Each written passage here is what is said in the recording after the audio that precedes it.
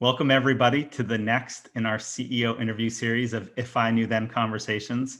I'm Jason Nazar, the co-founder and CEO of Comparably, joined today by our very special guest, Aman Bhutani, the CEO of GoDaddy. Hey, Aman. Hey, Jason. Nice to meet you, and thanks for having me. Thanks so much for joining us today. For those of you joining us for the first time, this is a series of conversations that we do in partnership with Entrepreneur Media, where we have If I Knew Then conversations with great leaders talking about the main lessons that they've learned over their career and how it can help you in your career or your entrepreneurial journey. My background is that I am the co-founder and CEO of Comparably. We are an employee review platform, so we try to make workplaces more transparent. You're able to see great companies like GoDaddy on there and how their employees rate their culture across multiple dimensions. And I'm a serial entrepreneur. So this is the fourth company I've started. I'm a pretty active investor and board member here in Southern California. And I've had the privilege of having these CEO conversations for many years now in live events and now online. And I got to say, when I look at a company that is just, achieving a lot of amazing things, is really helping entrepreneurs, and a leader that's at the forefront of leading with humility, Aman, I think you're at the top of that list. And so thank you so much for joining us today. I think obviously everyone here is going to know GoDaddy very well. Many folks are already customers, but in your own words, would love to have you give the overview of the company and how you talk about it today for everyone. Yes, GoDaddy for 23 years has been working towards one single mission, and that mission is to make opportunity inclusive for all. And that mission itself attracted me to the company because the idea that millions and millions of people could benefit from the digitization revolution that we're seeing, where everything is coming online, GoDaddy plays a huge part in helping people get there. Now, the particular thing about GoDaddy is that from the day it started, it focused on customers that were solopreneurs, everyday entrepreneurs. These are people who are innovating every day. They're known for their creativity, their resilience, not their tech savvy. And that's why GoDaddy exists, to help them come online, help them use the internet. And whether it's an idea that they want the world to know about in a simple website, or a commerce solution where they want to sell products or services online, it doesn't matter. GoDaddy helps everyday entrepreneurs come online and be successful online. And I think that mission attracts a certain group of people to the company, which has led to us just having a fantastic culture that is focused on making these micro businesses, these everyday entrepreneurs, super successful. So that's kind of the core of who we are. Yeah, I think so many people know about GoDaddy as probably the global leader in domain registration. I know I have all of my domains with GoDaddy and have for 20 years probably. But there's an incredible suite of products that you provide, from website builders to content marketing. Could you touch on just a couple of the other main products that people may not know that GoDaddy provides today?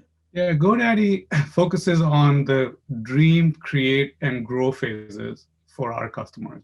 When you're dreaming about what you want to do, whether it's your side hustle, the site you want to put up there, or some idea you want to share with friends, or something you created that you want to share with others, that dreaming phase usually comes with you wanting to think about what you're going to call it and then buying that domain name, because we all know that domain names are a super important part of our online presence.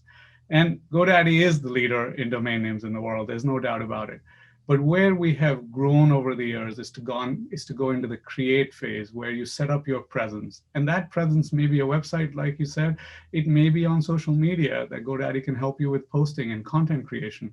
The presence may be your email address, because if you have an email address that's attached to your domain, your customers, the people that you reach out to, are way more likely to listen to you, to hear your message, to open your email. So all of those presence tools go together, and GoDaddy offers a full suite. We are a leading player in presence online, the #2 player in the US, and that business has really grown well for us. The way we think about that tool set is that we built it from the ground up over the last 2-3 years, literally from first line of code again, built purely to be simple, because that's what our customers need. Like I said, we serve the smallest of the smallest businesses, the micro businesses, and they need everything to be super simple. So that's how our products are built. And where we're growing is in the grow phase for the customer, where they've got their idea, they've got something online, they've either got services they're selling online or products they're selling online, and now they need to market those products. They need to maintain records of their customers. So a basic CRM, or they need messaging, or they need e-commerce solutions. And those are the pieces that we're investing in now so that we can cover sort of the dream, the create, and the grow phases. And you'd be surprised, even though the internet has been around for 25 years, it's still pretty hard for folks to get online that are not technically sophisticated. We launched a simple, like a one-page e-commerce site, because the vision of that was, why should it be hard to set up an e-commerce, a store? What would the simplest store we thought, a one-page store. It had few things, just one-page store. And we launched that template. It is already the most popular template in GoDaddy's Websites Plus Marketing suite, across the whole suite, not just commerce. It is the #1 template now. And it had reduced the publish time for folks by 40%. That tells you just how much of a need there is for simple tools so that everyday entrepreneurs can do the things that they really want to do. So we try to provide a full suite of products. When GoDaddy customers call GoDaddy and our guides pick up the phone, and we have like 2 million contacts a month, so we get a lot of feedback from our customers. Very often, what that guide is doing is understanding the business that our customer is in and sort of being that customer's web guy, or being their CMO, or being whatever that customer needs them to be to help their marketing initiatives, because that's what our customers look at us for. When they look at GoDaddy, they think, help me with my marketing, help me reach more customers, help me connect with my customers better. So that's the tool set we're building. Yeah, it's a challenge really being able to lean in and help small businesses. That was what we did for 10 years before Comparably. We'll talk a lot more about that. You're relatively new to GoDaddy. You're here for, a little more than a year, I think. And I know you talked about one of the big things that drew you to the organization is the values they already had in place. What's been the most surprising thing for you since joining the company? What's something that you didn't know about the organization that, now only a year afterwards, like you can really appreciate? Yeah, so the thing that I did not realize about the company coming in, and it's taken me a year to realize it. Actually, if I roll back to coming in, all I knew was that, like many other people, that GoDaddy was a domains company. As I did the diligence and went through the interview process, I learned about everything else. But what I've realized after a year is that the true connection of our customer with GoDaddy is with an idea called guidance. And I knew this on day one, but now I know it at a totally different level. And what is guidance? Guidance means that when a GoDaddy customer reaches out, they're not looking for a response that's scripted, whether it's on the phone or on the web. They're not looking to be pushed a set of products to be sold. What they're looking for is, how do I get to my next step? And they need to interact with a webinar, with somebody on the phone, with a chat, some way of getting to their next step, because being an entrepreneur is a lonely job. It's a tough job, as you well know, being a serial entrepreneur. It's a tough and lonely job. And for these micro businesses, where, let's put it in perspective, a banner year would be $50,000 in sales. That would be a huge year for one of our customers, right? The people we serve are truly micro businesses. For them, what they're looking for is a partner who's going to guide them, who's going to personalize that service to them. So guidance was one of the core pieces of the company from the very beginning. It's core to our ethos, right? Even when we were just selling domain names, what we were doing is selling them to customers who didn't know what a domain name was. And we not only sold them domain names, we helped them understand what to do with it and how it would create value for them, right? That's what we're indexed on even today, creating value for customers, right? So that idea of guidance and how to take it online, how to take it to the web, how to get to our 20 million customers and guide them through the billions of decisions that they are making, that's the opportunity set for us. And the reason I know this is because almost every week I have a personal direct interaction with a customer, either on the phone or via email. And it might be a customer writing to me for a complaint, but the unique thing about GoDaddy is this is the only company I've been where customers send handwritten letters, record voicemail, and ask them to be sent to me that are glorious celebrations of what GoDaddy has done for them. Everybody gets this tiny percent of complaints as the CEO, but I'd love to ask other CEOs, how many times do you get a handwritten note that you changed somebody's life truly. Mhm. Well, as the GoDaddy CEO, I get that all the time. And it blows me away. It blows me away. So it's really, for me, it's really important what we do. And getting that guidance into every interaction we have with the customer is super important for us. Yeah. So I want to go back in your career for a little bit, and we're going to come back to GoDaddy. But one of the things I just want to get to right away, like a lot of folks out there are thinking to themselves, well, I don't know how I'd ever get to be a CEO of a public company. And you've got this incredible background before this at Expedia as a senior leader. But let's assume the following. Everyone who's successful in their career has to have the appropriate level of intelligence. They have to be hardworking. They have to put, customers first and be collaborative. So let's say those are table stakes. Yep. What are the things that you did differently in your career to reach the heights that you have? I mean, it's such a small set of folks that are running companies as large as GoDaddy on a public stage. It's an even much smaller set of diverse and underrepresented candidates that ever get there. What's been the magic to your success in your career? Yeah, so let's put a couple of other things first in the bucket that you said are table stakes. Also, our table stakes is a certain amount of luck that you need to, because you can knock on a lot of doors, but opportunities got to be behind some of them. But in terms of what to do different, there's a set of things that I fundamentally believe in. And, as we talk about leadership, I'll talk about a lot of them. But at a core level, I feel for every person to succeed, they have to be able to do the unexpected. They have to create nonlinear value. They have to be able to do things that they don't know how to do. I sometimes worry that our education system is training new generations to only do things that they're taught to do. So it's like learning before doing. The generation I grew up with and the generations that came before me, my father was a refugee. He came from Pakistan into India. They had to leave everything behind. They started, they had a great life and then they went to zero.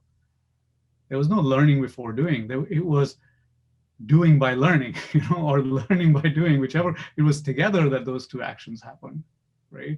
So to be able to learn and do something that you don't know how to do is critical. And some people call that being uncomfortable, being comfortable with the uncomfortable, because we assume that when we try to do new things, it will be uncomfortable. And my view is it doesn't have to be uncomfortable. We have to just realize that that's what we have to do. If there's something we don't know how to do, and we come to the point that we need to do it, that's what we need to do. And over time, when we're young, we can grow up to be anything we want to be. And, when I was young, at some point, I really wanted to be a public company CEO. I'm really grateful that I had the opportunity to fulfill that dream, right? But when we're young, we can be anyone. But as we grow old, we must take our ideas and turn them into systems. So if you think about those systems, for me, a lot of things I'll talk to you about in terms of leadership are ideas that over 10, 20 years I had in my mind, and then I turned into some type of model, some type of system, so that it could scale to many people, so that not only I succeeded, but others around me succeeded as well. So let's take one example of that.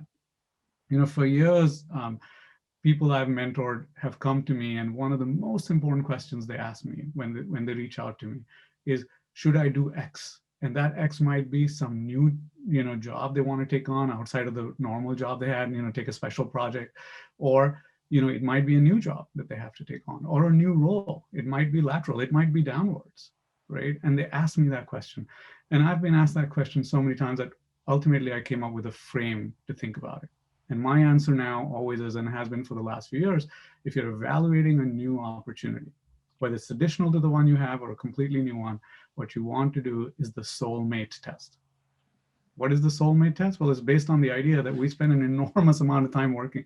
Even when we're not thinking, we're thinking about working, right? So you want to do something that matches a set of criteria. And the letters SOUL each have an explanation. That is criteria that you want to test against. What is the S?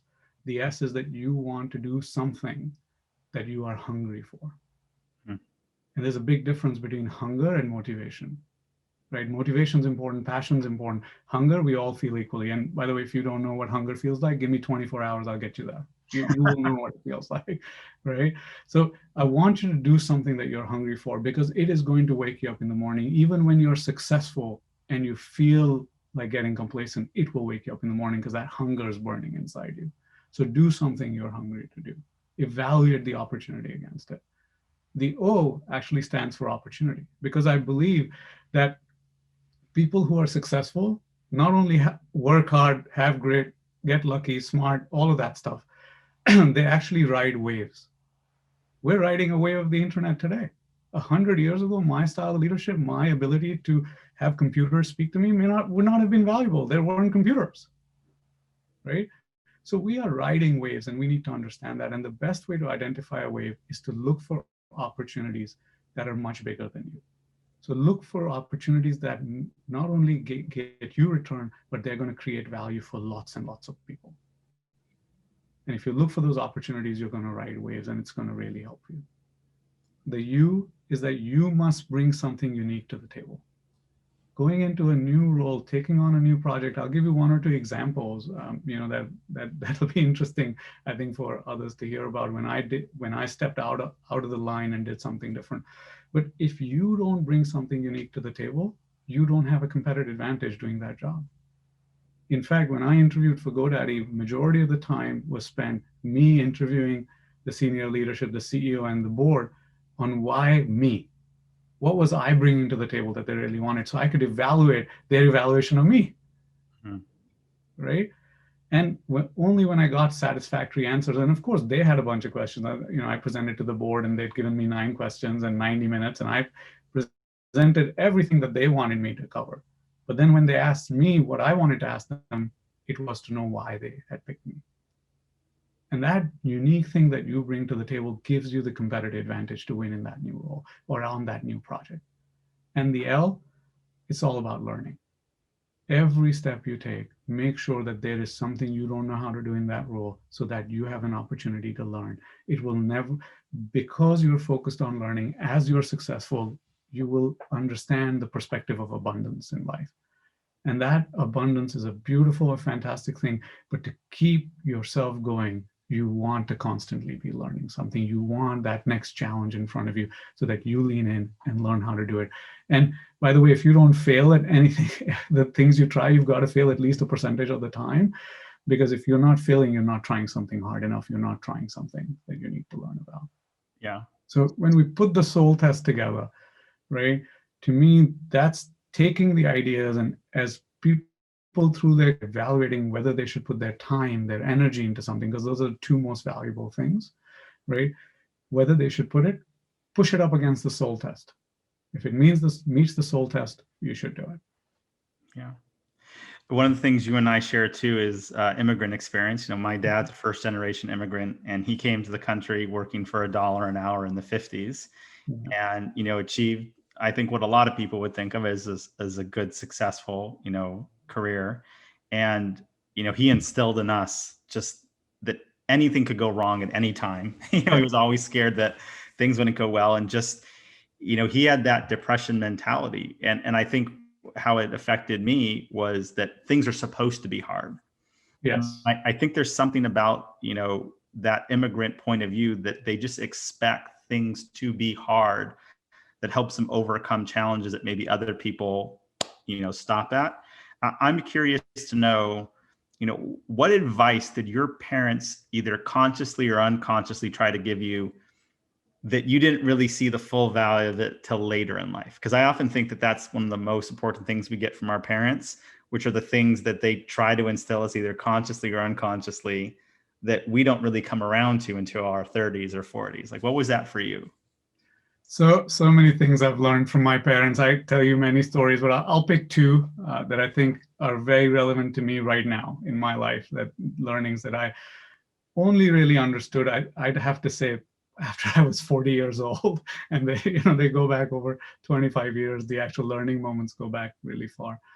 The first was that my dad used to always say that, he'd ask the question, how do you ride a tiger?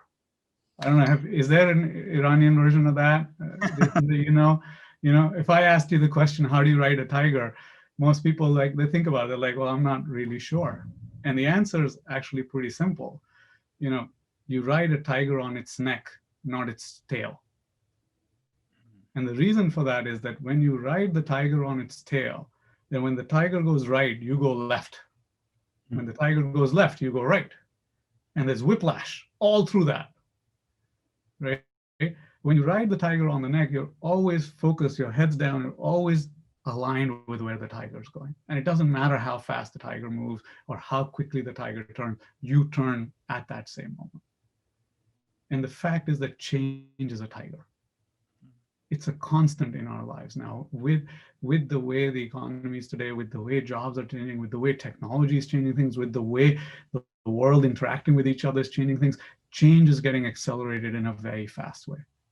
And a lot of people worry about that. A lot of people are worried. And I think when they worry, they slip from the neck of the tiger to the back of the tiger, and slowly from the back of the tiger to the tail of the tiger, until they're just holding on to the tail of the tiger. And it is the worst place to be. Can you give an example in practice? What would it mean for somebody in their career to ride the tiger by the neck? What would that look like in a modern day example? In a modern day example, we all know that our job profiles are changing all the time, right? Yet we find many, even leaders that are committed to the way they work rather than constantly evolving the way they work, right? The core principle I use in leadership is simply to be a better leader, be a better person, right? Because when you're the better person, you will be the better leader over time. But the key thing there is that you have to be better all the time. Mm-hmm. And there's no reason to compete with anybody else. Forget about everybody else. The person you need to compete with is the person you know best, which is the person you were yesterday. You remember how that person woke up. You remember what that person had for breakfast and then lunch, how they did the meeting, how they greeted their significant other, how they treated their kids, how they, opened the door when the delivery guy came. You know everything about that person. And there's lots of things that person can do better. And you want to get on the compounding formula of improving that individual every little time. If you are not on that journey, you're not riding the tiger on its neck. Right? I've never heard someone say compete with the person you were yesterday. That's really amazing. Absolutely. Compete with that person. Beat them every day. Every day you have three possible choices. You can either be better than that person, you can be worse than that person, or you can be the same. Put in an Excel sheet, 33% success rate, 2/3 of the efforts have to be rejected, 1/3 will win, small changes, some big ones too, because sometimes when you get to the boundary, to get the next 1%, you have to invent a new thing. You can't incrementally get there. So it doesn't matter whether it's incremental innovation or invention on yourself, improve that every day. When you get to that 1/3 winner state, put it in an Excel sheet, see how many things you could do better in a day and see how quickly you could be twice as good. What was the second big piece of advice you got from your parents? The second piece of advice that has been fundamental for me is when I was growing up, my dad would tell me the story of what humility is. It's core to the Asian culture. You see, in India, when we meet you, we fold our hands and we bow. When we say goodbye, we fold our hands and we bow. And the Asian, the Chinese bow and the Japanese bow. And it's a cultural thing of giving respect, getting respect, right, through humility. But when I moved to the West, actually very early on, one of the leaders said to me that humility is not a strength for a leader. And it was just a big cultural mismatch for me. So I had to redefine humility as part of that organization. And I went back to a learning that I had been given 20 years ago from my parents. And what that learning is that to understand humility, you have to understand the mango tree. Well, what is the mango tree? Well, mango is the king of fruit in India. It's fibrous, it's juicy, there are 100 varieties. It's the king of fruit. You put a seed in the ground, there's a tree for 5 years, then the fruit comes. You have to wait patiently for that fruit. When you have the fruit, it's big and it's heavy. So the branches of the mango tree, if you see a mango tree with fruit on it, the more fruit it has, the more its branches bend to the ground, or they bow to the ground, if you will. So the key lesson about humility is that you start with the idea that every human being has gifts, tremendous amount of gifts. We are not one-dimensional. We have tremendous amount of gifts, and those gifts are like the mangoes on the mango tree. Your job is to make those gifts easier for others to take from you, which is what the mango tree does. It brings the fruit closer to the ground so more animals can consume it. And in the moment where you take that gift and you give it to somebody, your best idea, your gift to somebody else, what you want to do is bow, Hmm. just like the tree bows with a lot of fruit. If you find in that moment that you're bowing, you're sharing your gifts, you found humility. And if you found humility, what is going to happen? Everybody else around you is going to tell you how you can do it better because they will be in your corner. I have had the most random of people give me advice when I most needed it. I've had people who were upset at me. I was doing a project as part of my MBA, and we were a three-person team calling. We were working on behalf of a big company and calling a set of technology providers. And one of them got really upset with how we were doing it and decided to speak his mind to us over the phone. And I remember at the end of the call, the two guys who were working with me, they were disappointed and they felt that that call had gone terribly. The only thing I could feel was, why did he say those things? Those were horrible things to say to us. We're a bunch of students, we're doing a good job. We've talked to 100 other people. What's the problem? But instead of shaking it away, after my partners left because they were quite disappointed, I called that guy back. And he was like, why are you calling me back? And I said, look, I don't agree with you, but what if you're right? What if you're right and we're doing something wrong? Can you take 5 minutes? That's all I ask. You already spoke your mind and said a lot of terrible things. Can you calmly tell me for 3 minutes or 5 minutes, what can we do better? You'll be surprised that same person, it was a few tweaks to what we were doing, not a complete rewrite to our plan or anything. And that person became an advocate and a champion for us through the process. He helped us with his expertise, right? And all we had to do was ask. All we had to do was reach back out to him, accept that he might be right and we might be wrong. And he was willing to help us. Yeah. I love that example. One of our previous guests on the show was Dan Springer, the CEO of DocuSign.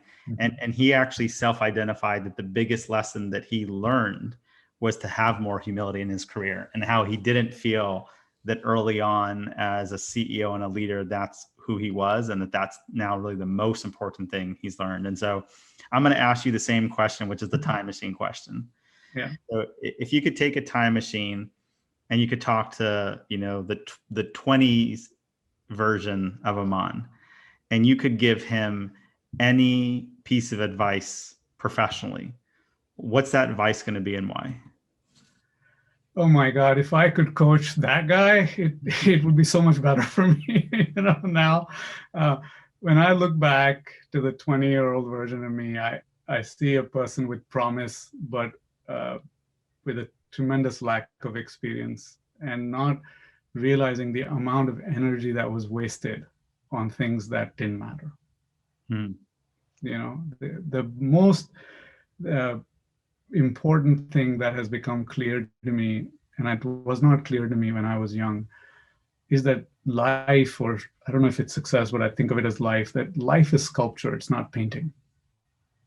In painting, you can put more layers of paint to fix something or to make it look different. But in sculpture, it's all about what you take away.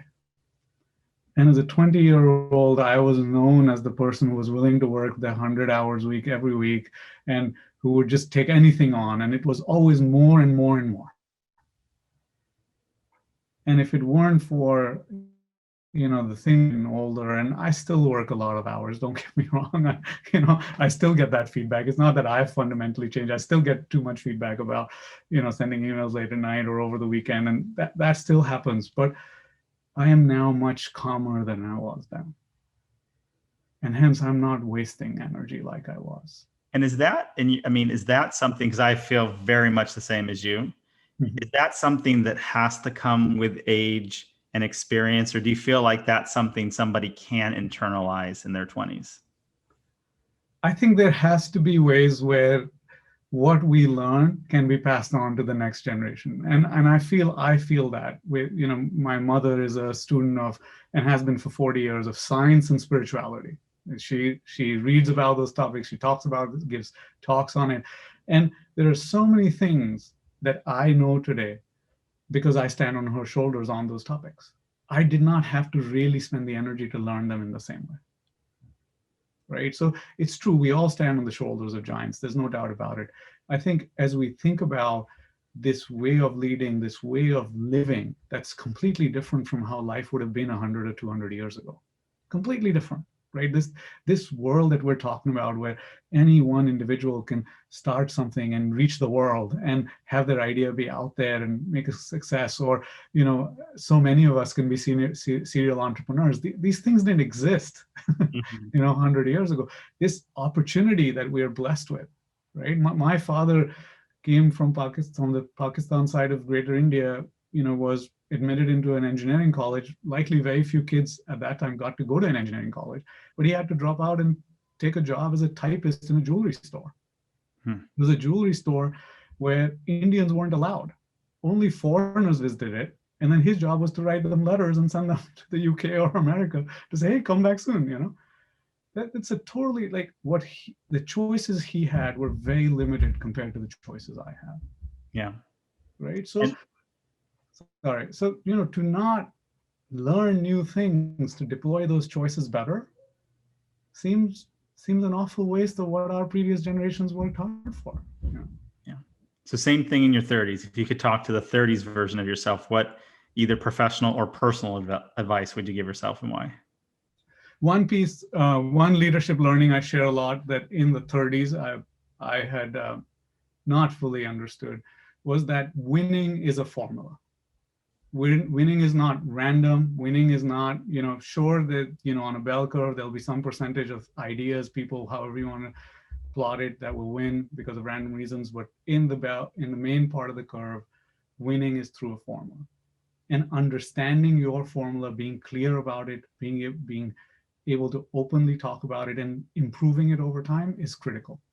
So as an example, one of the clear formulas I have used over the last 5-6 years, very, very successfully, it always begins with the people. And what I say is, you get a group of people together, you get them to believe in something, right? And that it's not you getting them to believe in something, they end up believing in themselves in something. And then you measure whether you wanted it or not. And if you failed, that's fantastic. Look at the group of people again. Maybe you need to tweak one or two. Sometimes you've got to add a skill set or a piece of experience that you don't have.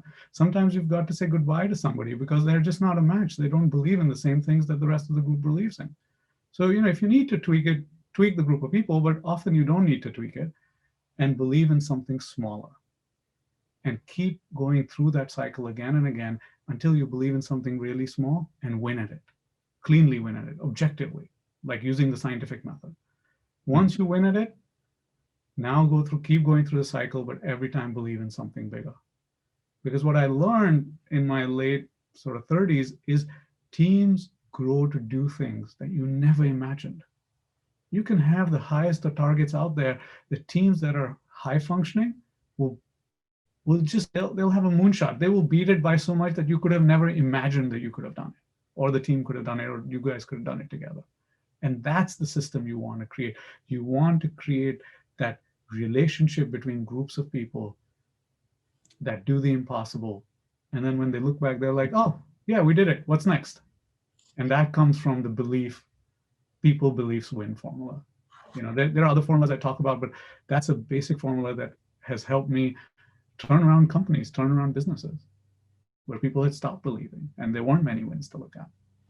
Yeah, I love hearing about the work ethic that you're still at. One of the things from my point of view, and I feel very old school for trying to even communicate this, but I think it's become too of a meme to say, hey, just work smarter. If you look at Kobe Bryant, Michael Jordan, Tom Brady, amazing success by just working smarter. And to me, I think the key of this is, I think what work smarter has become for a lot of people is how to get your job done by working less. Yeah. Which has value if you want to stay where you're at. Exactly. But for someone who's motivated to achieve something big, the trick of it is to work harder, but to work harder on the things that matter the most, right? Most of us don't work smart because we spend a lot of times on things that, even if we accomplish them, don't meaningfully move the needle, right? And to me, I just think that so much of getting along farther in your career is to take a period of time where you're going to say, hey, the next 3, 4, 5 years, I am going to really go the extra mile, but I'm going to do it smarter and put my energy in the area that if I'm successful, I'm going to achieve meaningfully outsized rewards so that in the next chapter of my life, I have more time, I have more financial freedom, I have more professional and personal rewards that I wouldn't otherwise have. And I just feel like that formula is off, and that, you know, we're going to have to reset the pendulum a little bit here. Big fan of what you said. I've always said there's lots of smart people in the world. If you want to get ahead, you have to work harder and smarter. It's not one or the other. And I think fundamentally, the way you describe it is how I describe it too. If you're going to take on the next new challenge, very often, if you truly want to push the boundary, it's going to be something you don't know how to do. And by definition, if you don't know how to do it, you're going to work harder at it to do it because you don't know how to do it. Right. And I can roll back, over 15 years, more than that, when I was just a dev manager in a large company. And my job was it was a nice sized team. It was like 30, 40 person engineering team. And my job was to deliver projects from an engineering standpoint. And there was an opportunity which, I had to help create, but to do a sort of negotiation of a contract that was company wide. And I still remember my boss saying, "What do you know about contract negotiations? Have you ever even read one?" I said, "No, I've never read an enterprise contract. I don't know what an enterprise-wide contract even means." He says, "So what are you going to do?" I said, "Well, give me a chance. We'll see." I worked so hard, nights and weekends, on reading the contracts, building an Excel model, negotiating in a manner I've never negotiated before, reading books to negotiate better, like so many things I had to put in. But it was so successful. I ended up in front of the person who ultimately became the company's CMO to explain my model, the model of a dev manager, in a company that's 40,000 people. How does that happen? Well, it happens because you work harder at something you don't know how to do, and you go after it. You do the thing you don't know how to do. So what are the things you feel like people do many times unknowingly that hold themselves back in their career, right? If you had that employee that he or she had a lot of potential, and maybe they have a little bit of a chip on their shoulder because they feel like, oh, well, I should be farther along in my career, right?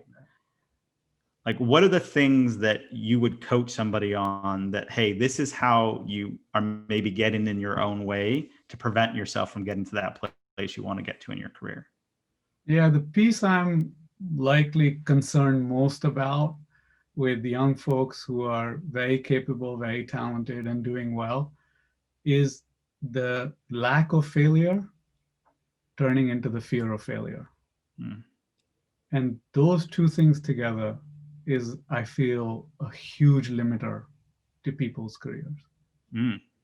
Right? The issue is that people who are very talented or hard work or lucky or however you want to say it, if they don't see big failure, they get used to winning all the time. And unfortunately, winning is not as good a teacher as losing. It is just not. When I talk to other successful people who have done amazing things, and I ask them for their life lessons, they don't talk about the moments they did everything right. Those moments didn't always teach them everything. So that lack of failure, I think, takes away that muscle of learning. I'm a big believer in the Japanese idea of shokunin. You're a crafts person. You come in every day, you improve your craft better every day, type of thing. And failure is what allows you to improve. And if you win all the time, at some level, you have to realize that you're not actually winning all the time, but you're telling yourself you are, because you're finding a way to look at whatever it is as a victory. Mm-hmm. Right? So that lack of failure turns into a fear of failure because now you don't want to fail. Well, without that, we can't learn.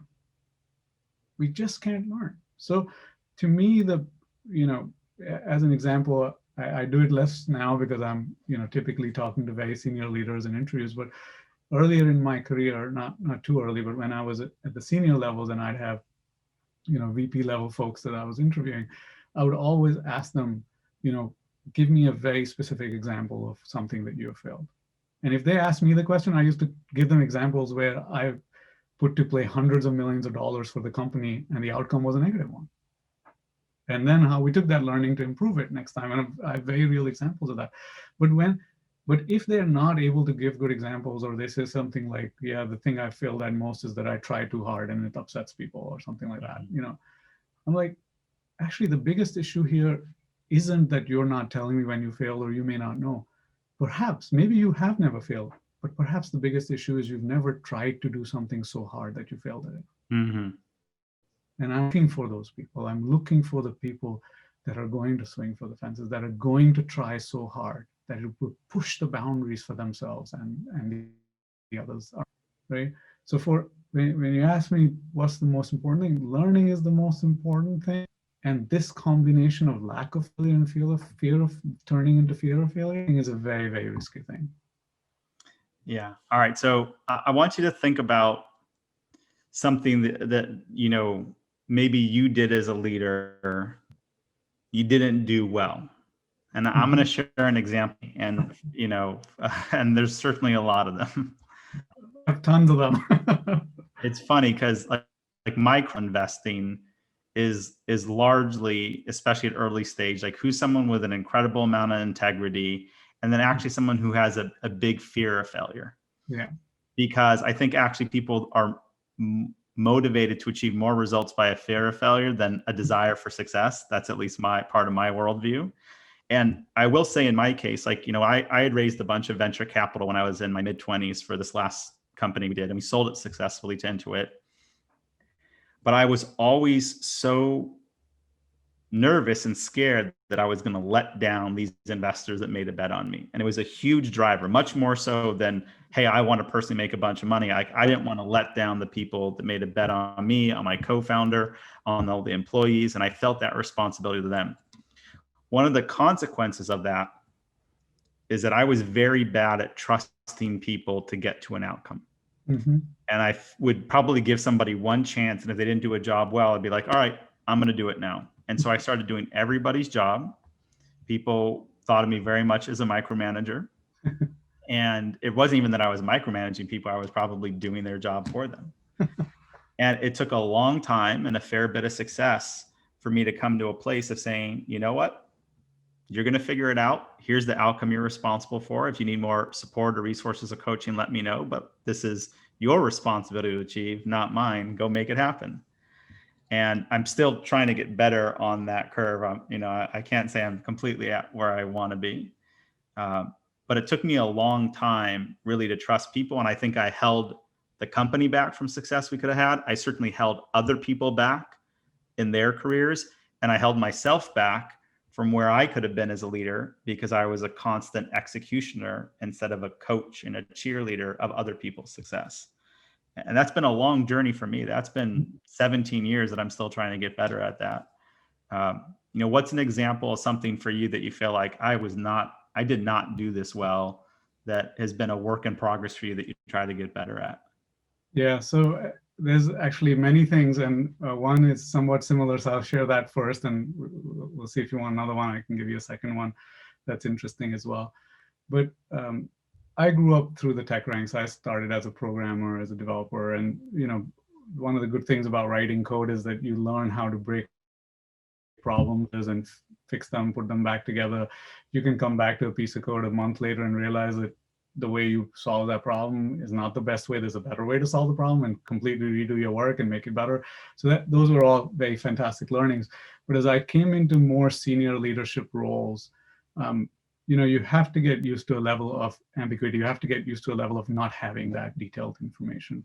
And one of the things that I only realized much later in life, after I'd been a senior leader a while, is that partly because of the strong relationships I had with people on my teams, and I'd grown up through the ranks, and there was a lot of mutual respect in the org. When I asked the question, people worked really hard to get me an answer, right? And they were important people, people on the board, chairman asking me questions about things, and when I responded to them similarly, my answer mattered. Mm-hmm. Right? But if you dig one step deeper into that, I'll tell you a real use case. Sunday morning, 7 a.m., I get an email from someone on our board, right? It's the previous company I used to work for. And I want to respond to that. And I think, I'm going to write this response, but maybe I'll just ask so-and-so this quick question just to make the response a little bit better. Well, if you track that down, that one email from me will create 24 hours of work as a president myself for probably like 50 other people. Because that person's going to say, you want this data point? Well, there are 4 drivers for this data point. I have to email 4 people to get that. And it filters down and down and down and down and down to people. And by the time it comes back up, because everybody will do a great job, and I'll be lucky if I can just go to a dashboard and look at it. But if it was that easy, I'd probably not get the email in the first place. Yeah. But when it all rolls back up, a percentage of the time, I'm not even going to use that data point. It's pure randomization to have access to a piece of information that may not actually matter, right? So I actually did a little experiment with this. I started to track for about 9 months how long it took me to respond to critical emails. And because I targeted it by a certain group of people who emailed me those questions, like the CEO, a couple of other folks, and I noticed that, and this was not perfect math, but I saw very, very clearly that I create about 24 to 48 hours of randomization. And in some cases, people were still getting back to me 3 days later with what I'd asked about. And I'd already sent the response 24 hours in. Mm-hmm. So actually, the most important point here for me was to change my own behavior on when I'm making the ask, what do I really, really need? Mm-hmm. Because we, as senior leaders, we talk a lot about how we need our teams to be more efficient, but we can help that by limiting ourselves. Back to the sculpture idea. And I will tell you, once I had that data in front of me, I had to change a number of things about me. One of the big things I had to change was my emotional response to certain messages, because I'm more likely to create that cascade of randomization when I am in an emotionally heightened state, whether it's excited or negative, didn't matter. If I'm off my calm, I tended to do that more. So that meant that I had to be more calm. I had to be more sort of present in the moment of what do I really need, so that I create the least work for myself and everybody else. And that is till this day a work in progress. Even today, I end up in meetings saying, oh, it'd be great to have X. And then I have to correct myself and say, actually, no, I don't need that. That was purely nice to have, nor I ever said it, right? But the real change is that I don't catch it after it's out of my mouth or stop it in my mouth. The real change is that internally, I realize that I don't need it, and I limit the time and energy I'm spending and I'm exerting from others. I think that's incredibly thoughtful. You gave me something I've got to work on myself now. I'm like, oh man, I'm guilty of that. So, all right, I got some homework to do here.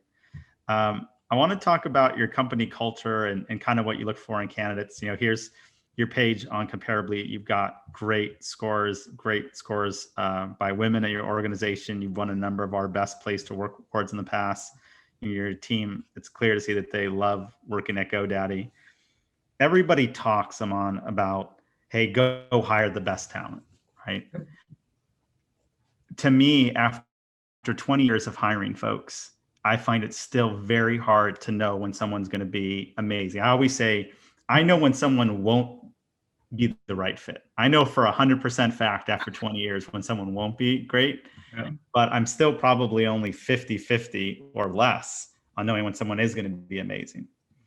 And I'd love to get your process. Like if you were interviewing somebody for your senior executive team that was going to be a direct report to you, what's the process you go through? How do you go through that interview process? What questions do you ask? What are the mechanics you run through to make a decision on why that person should get that seat versus so many hundreds of other folks that want it and are probably deserving of it as well? Yeah, so like I said, I'm fond of turning these things into frames so we can scale them a bit more. So there are 2 parts to the question I think you were asking. One is what happened in the interview process.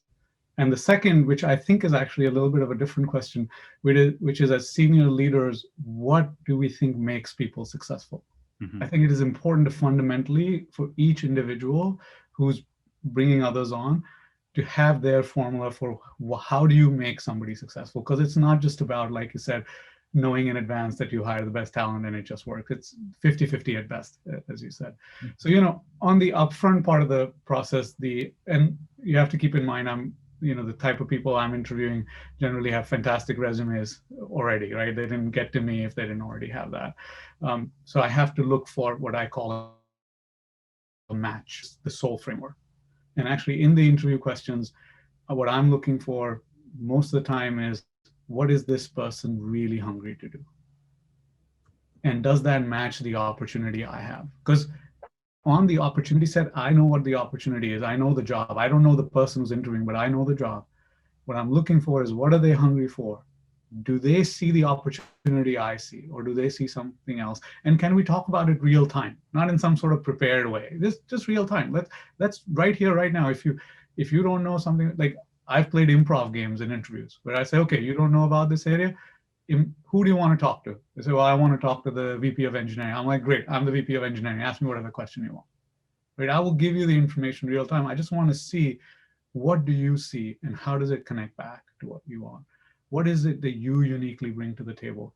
And I am also looking for, is there opportunity to learn? I am not looking for the person for a role that has done that job already, because very often that person's done with that learning and does not want that same thing again. Right? There's a piece of advice the chairman of the previous company gave me, and I learned a lot from Barry Diller. Well, what I distinctly remember, one of the times we were trying to hire for a very, very difficult role. I had come up with the role, but it's near impossible to hire for, just the type of thing we wanted to go do. And he told me, he said, Aman, find the person who does this job best and hire the second in command. Because it was his way of looking for hunger and learning as well. Hire the person that's ready to go into the job, not the one who's been there, done that. Because they will not bring the hunger in the same way. Right? So coming in, that's typically the entirety of my focus, right? And that's not just when I meet new people. I've actually pushed people through the same thinking when I'm internally changing roles for folks, right? If they don't meet that criteria, I'm very upfront with them and I say, look, it's just not a match. You may be a great person, it's not a match. In terms of what makes those leaders successful once they're in the role, I think it's a three-step process. First and foremost, we have to believe in them. I think as leaders, many of us have kind of got it wrong. There's a great video on YouTube on the Goalcast channel where this ex-Marine is talking about what the word responsibility means. And he talks about leadership as part of that. And I use this quote because I love it. He says, the word responsibility means to understand what abilities you have, and knowing those abilities, what is your response, right? And it's not about, leader's job is not to make others believe in the leader. Leader's job is to help people believe in themselves, right? So part of that is you believing in the new leader. The second is give them the opportunity. Too often we hold back a piece of it. We hold back a hedge. We say, go do this. But secretly, if they are not successful, we're still okay. No, there's no need for that. Let them be all in. Let them go at it, right? Let them take the chance. Let them have at the whole pie. And then the third is be patient. And if they don't succeed the first time, give them a second chance. Of course, there are moments where after the first chance, you don't want to give someone something because they perform so poorly that it's clear it's not a match. You may not have known that in the interview process, but now you know, and that's okay. But if the person was able to get X% of the way there and move a set of metrics, move the needle, create value for the customer, whatever it is that you were measuring them against, but they didn't get to everything you wanted, you have to sit down and evaluate and say, do you want to give them a second chance? Do you want to be patient with them? And I think if we do those three steps consistently, if we believe in people, we give them the full scope of the opportunity, and we are patient with them for them to succeed, they will continue to bring us amazing results because they then are on their own path of learning and they have the opportunity to surprise us with things that we have never imagined. That's an amazing framework. I think that's so incredible. I'm excited to put that in writing and share it with a lot of folks. All right, last one or two questions. What are you most excited about the future of GoDaddy? What is it that you're building this organization and taking them to that gets you up in the morning and gets you really excited about? Look, GoDaddy is in a very, very fortunate position, right? GoDaddy is at the epicenter of lots and lots of entrepreneurs coming online. It's a, entrepreneurship is a secular trend, as you know, right? But whether it's, whatever the reason might be that people want to start their own things, that is growing. And in a world of COVID, I think old inertia has been broken and more people are online first and then actually, coming to a store. We have a customer, they're called the Furlough Sisters. I don't know if you've heard of them. They've become quite popular in our ecosystem. They started an online business selling cheesecakes in the government shutdown. And they just opened their first store in DC during the pandemic 2 years later. And it's amazing. I had it shipped here so I could taste it. Amazing cheesecakes. But that creativity, creates stuff for folks, and more people are doing that. So the digitization, online presence, online commerce, online marketing, these are huge secular wins, and GoDaddy is in the fortunate position to be there. I think we're also very fortunate that our brand is very well known, that we have a big set of offering that we can really simplify and put in front of our customers. So, customers have been coming to us in record numbers. Of course, part of it is the COVID-19 demand, but we've had 2 quarters of amazing net customer growth. And for me, the exciting thing is that customers continue to have that high quality interaction with us, right? That just when we do something with them, it makes a difference in their life. It edges us closer to our mission as a company and achieving it. And really, we don't know where e-commerce is going to land as a percentage of commerce after this year, but let's say it jumps 10 points, it's still 25 to 30%. There's a lot of runway there, just a ton of runway there, and it's exciting to be on that wave and in the front of that wave and be helping, frankly, a group of customers that are truly the smallest of smallest businesses, because that's where the creativity is. That's where magical stuff happens. Like every GoDaddy employee, you can talk to anyone, they get attached to GoDaddy because of our customer base, because they go out in their personal lives even. This is true for me. I joined GoDaddy and my family members, my friends, my neighbors, there's a bunch of them that are GoDaddy customers. And suddenly you hear of part of their story, of their life that you've never heard before. And it completely attaches you to the company and the customer base. So, given that customer has more and more needs and we have more to offer, there's just a tremendous amount to be excited about. Yeah. Well, I think you all do an amazing job. I mean, I loved hearing like that the brand promise of GoDaddy is around, guidance and helping people with everything there. What you may not know as part of our backstory is my last company almost got acquired by GoDaddy. And so we got this really unique insight, and we had built one of the largest platforms for solopreneurs and small businesses. And so I spent 10 years of my professional career helping those folks. And I know how hard and challenging it is to reach them, to break through the noise, to provide a great set of products and services. GoDaddy's been a company on an incredible evolution. And I got to say, it's been rare that I've ever met Aman, someone as like thoughtful as you in this top CEO spot. I mean, every leadership lesson you shared, you had a parable for. It was beautiful. It was like, it's clear to see that you see yourself as a teacher. And I think your employees and customers are very lucky to have you leading that organization, and everyone listening today was too. And so thank you so much for sharing your leadership, your lessons, your If I Knew Then stories. It's been an amazing time spent with you, and I think we're all more lucky for it. Thank you, Jason. It was a pleasure being here and talking to you. And, I would say for everybody, Jason is too kind to call me a teacher. That is a truly amazing thing to be. I think of myself only as the student. My job is to learn, and we all learn together. So that's the beauty of life. So. Yeah. Well, you taught me a lot today, and I'm sure a lot of the folks. So everyone, and we got the holiday seasons coming up. Be safe, be sane in these times of still lots of transition, and wishing you and your families and you and your professional career all the best. Looking forward to having you join us for many more amazing CEOs interviews coming up. Aman, thank you again for your time. And thank you to everyone who joined us. Looking forward to seeing you for the next in the series.